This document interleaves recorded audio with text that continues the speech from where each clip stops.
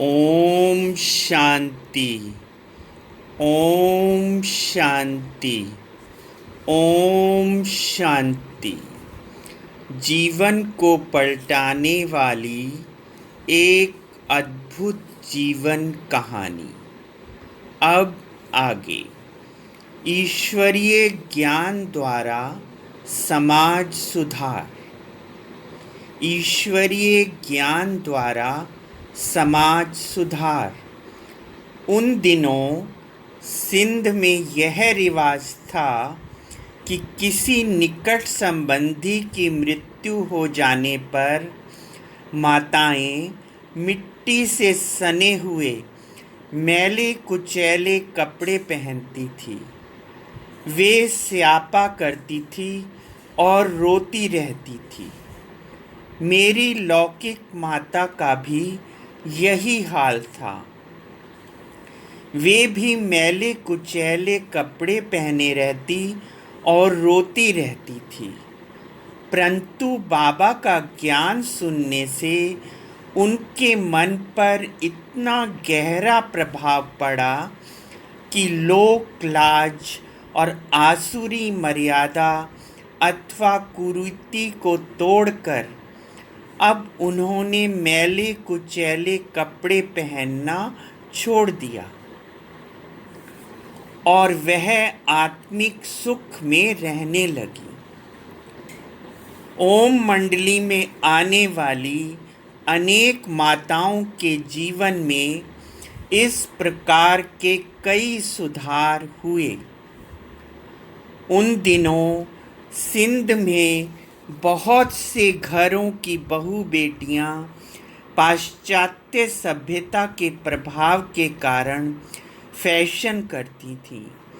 कई तो जेवरों से लदी रहती थी और अन्य बहुत सी जिह्वा के स्वाद के वशीभूत थी।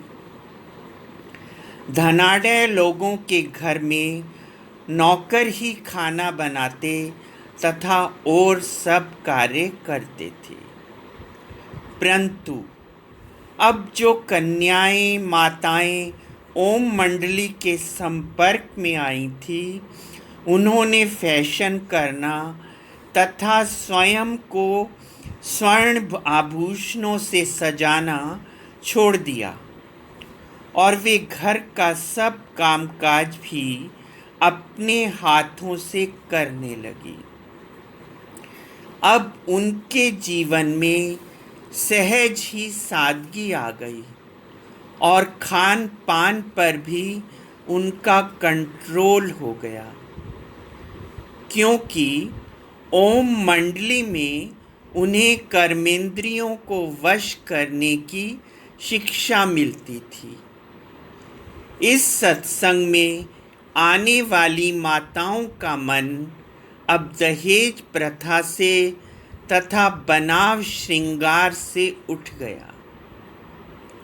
अतः उनके जीवन में ये सुधार देखकर सिंध में, विशेष तौर पर हैदराबाद में लोगों के मन में ओम मंडली के लिए एक आदर की भावना थी, क्योंकि वे सोचते थे कि शताब्दियों से चली आई कुप्रथाओं और कुरीतियों को, जिन्हें कि अन्य कोई नहीं तोड़ सका, ओम मंडली ने और ओम बाबा ने उनसे माताओं को मुक्त किया है।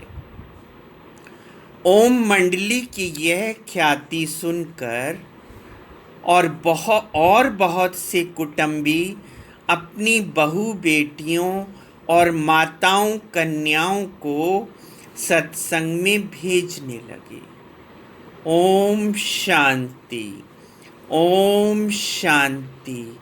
ओम शांति।